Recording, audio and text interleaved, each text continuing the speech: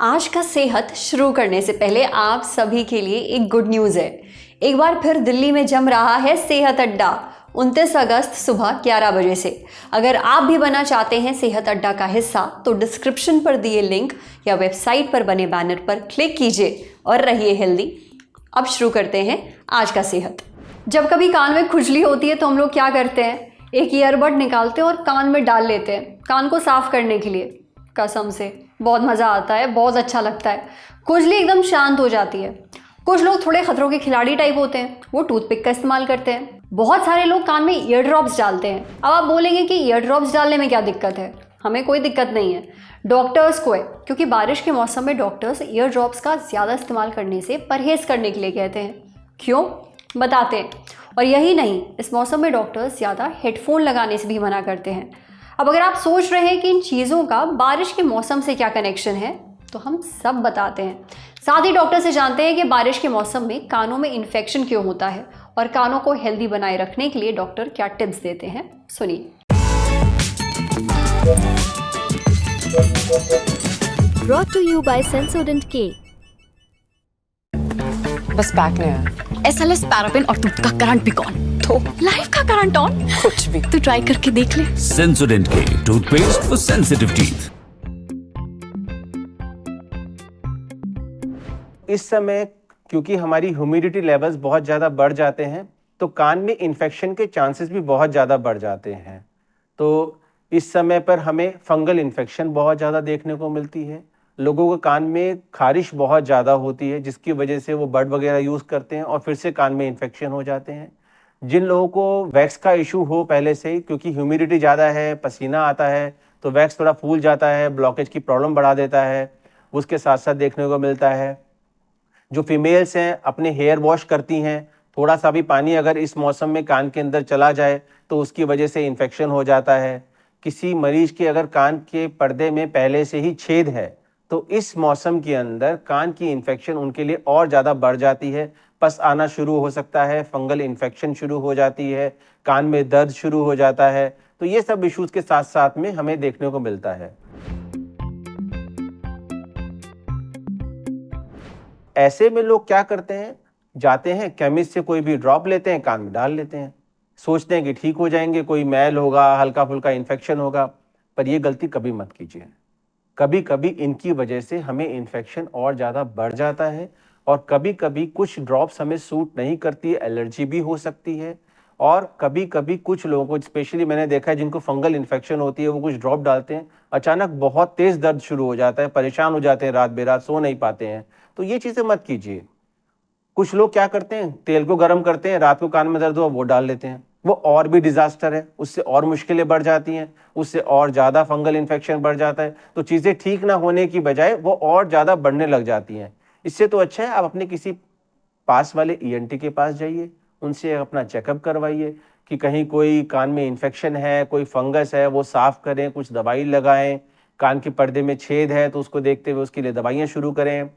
अगर आपको साइनस की दिक्कत है, उसकी वजह से कान में इशू आया है तो उसको ट्रीट किया जाए। सबसे पहले कान के अंदर कुछ भी ईयरबड्स, पेन, पेंसिल, उंगली, ये सब चीज़ें ना डालें। कोई खारिज करने की कोशिश नहीं करें, वो आपकी दिक्कतों को बढ़ाएगा, कोई हेल्प नहीं करेगा, इन्फेक्शन उससे ज़्यादा बढ़ जाएंगी। दूसरा, specially for the females, ladies के लिए, जब वो लोग नहाते हैं, जब बाल धोते हैं खासकर, तो एक रुई लीजिए, रुई के ऊपर सिंपल वैसलीन लगा लीजिए ताकि वो पानी ना सोखे। उसको कान पे लगा के नहाइए, वो पानी नहीं सोखेगा, कान में पानी नहीं जाएगा, आपकी आधी प्रॉब्लम सॉल्व हो जाएंगी। बारिश में अगर भीग गए हैं तो सबसे पहले अपने आप को पूरा का पूरा पोंछिए, रादर देन कुछ करने के लिए कान को मत छेड़िए, बिल्कुल भी मत छेड़िए, ये हमेशा ध्यान रखिएगा।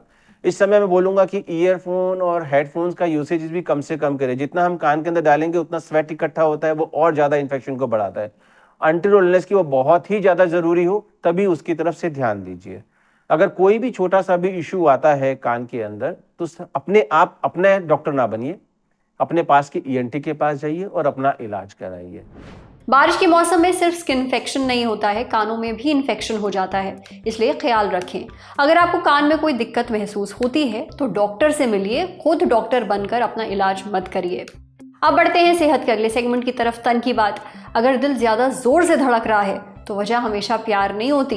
ऐसा क्यों होता है, चलिए डॉक्टर से जानते हैं।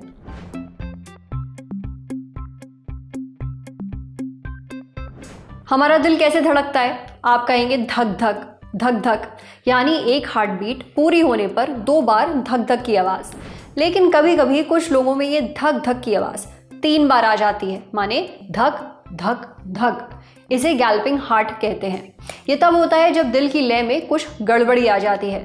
डॉक्टर सुखविंदर सिंह सिबिया कहते हैं कि गैल्पिंग हार्ट में दिल बहुत जल्दी जल्दी धड़कता है, उसकी धड़कन अनियमित हो जाती है, यानी कोई एक फिक्स पैटर्न नहीं रहता।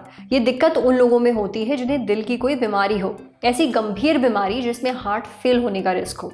अब ये परेशानी अक्सर उन लोगों में भी देखी जाती है जिन्हें पहले हार्ट अटैक आ चुका है या जिनका ब्लड प्रेशर कंट्रोल से बाहर हो, बीपी बहुत हाई रहता है, या फिर जिनके दिल की मांसपेशियां किसी बीमारी की वजह से बहुत कमज़ोर हो चुकी हों। गैल्पिंग हार्ट होना चिंता की बात है, खासकर 65 साल से उम्र के ज़्यादा के लोगों में। इसलिए इसके लक्षण पहचानना बहुत ज़रूरी है।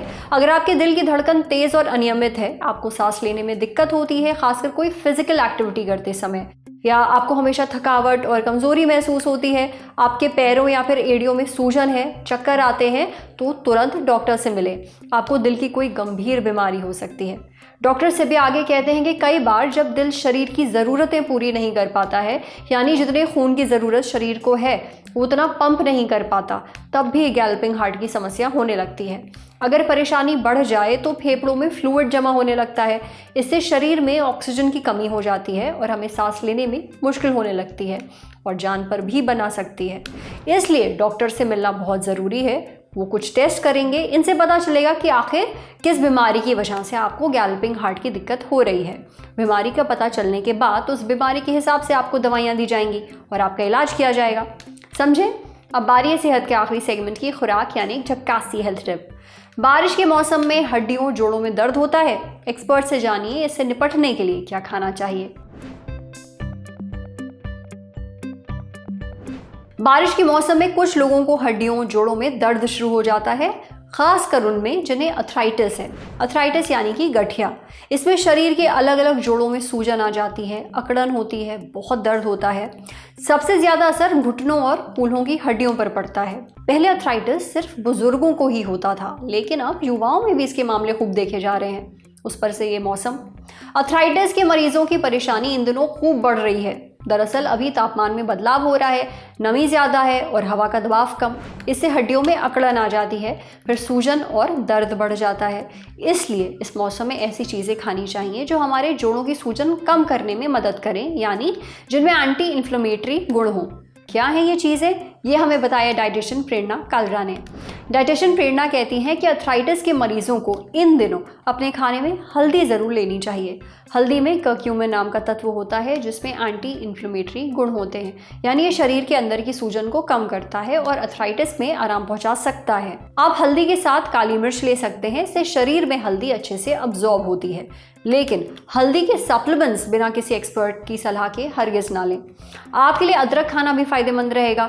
अदरक में जिंजरोल जैसे कंपाउंड होते हैं, इसमें एंटीऑक्सीडेंट और एंटी इन्फ्लेमेटरी गुण पाए जाते हैं, यानी ये शरीर की अंदरूनी सूजन कम करके मांसपेशियों के दर्द से राहत तो दिलाते ही हैं, हमारी कोशिकाओं को भी नुकसान से बचाते हैं और लंबे वक्त तक चलने वाली बीमारियां जैसे कि कैंसर और दिल की बीमारियों का रिस्क कम करते हैं। जिनको जोड़ों में दर्द रहता है उन्हें हरी पत्तेदार सब्जियां ज़रूर खानी चाहिए, जैसे कि पालक और ब्रोकली। दरअसल ऐसी सब्जियों में एंटीऑक्सीडेंट्स, मिनरल्स और विटामिन होते हैं, खासकर विटामिन ई, जो शरीर को साइटोकाइन्स नाम के सूजन फैलाने वाले मॉलिक्यूल्स से बचाते हैं। डाइटिशियन प्रेरणा आगे बताती हैं कि अर्थराइटिस से आराम दिलाने में मेवे भी आपकी बहुत मदद कर सकते हैं। दरअसल मेवों में ओमेगा 3 फैटी एसिड होता है जो शरीर की सूजन घटाता है। सबसे ज़्यादा ओमेगा 3 अखरोट में होता है, 28 ग्राम यानी कि लगभग 14 अखरोट में 2570 मिलीग्राम ओमेगा 3 पाया जाता है। आप चाहें तो ग्रीन टी भी पी सकते हैं। ग्रीन टी में पॉलीफेनॉल्स होते हैं, खास करके EGCG यानी कि एपिगैलो कैटोचिन गैलेट। ये जोड़ों की सूजन कम करता है और कार्टिलेज डैमेज को धीमा कर देता है। कार्टिलेज एक तरह का कुशन है जो दो हड्डियों के बीच में होता है। ये हमारे जोड़ों और हड्डियों को नुकसान से बचाता है। कार्टिलेज को किसी भी तरह का नुकसान हो तो सीधे जोड़ों पर असर पड़ता है। पर अगर ये सब करने के बाद भी आपकी दिक्कत खत्म नहीं होती है, दर्द बरकरार रहता है, तो डॉक्टर से ज़रूर मिलिए। आज सेहत पर इतना ही। अगर आप एक डॉक्टर हैं, हमसे कुछ शेयर करना चाहते हैं, तो जो ईमेल आईडी इस वक्त आपको अपनी स्क्रीन पर दिख रही है, उस पर हमें एक मेल भेज दीजिए। शुक्रिया। पेट दर्द हुआ, गूगल बोला हो सकता है ये कैंसर है। सिर दर्द हुआ तो रील बोली पक्का ये डिप्रेशन है। सच है क्या? बात है सेहत की तो भरोसा कीजिए भरोसेमंद लोगों पर। आपको इंटरनेट के नीम हकीमों से बचाने, सच्ची बात बताने एक बार फिर दिल्ली में जम रहा है सेहत अड्डा।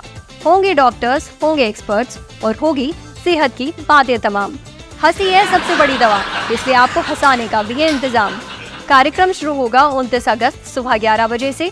अगर आप भी बनना चाहते हैं सेहत अड्डा का हिस्सा तो डिस्क्रिप्शन पर दिए लिंक या वेबसाइट पर बने बैनर पर क्लिक कीजिए और रहिए हेल्दी।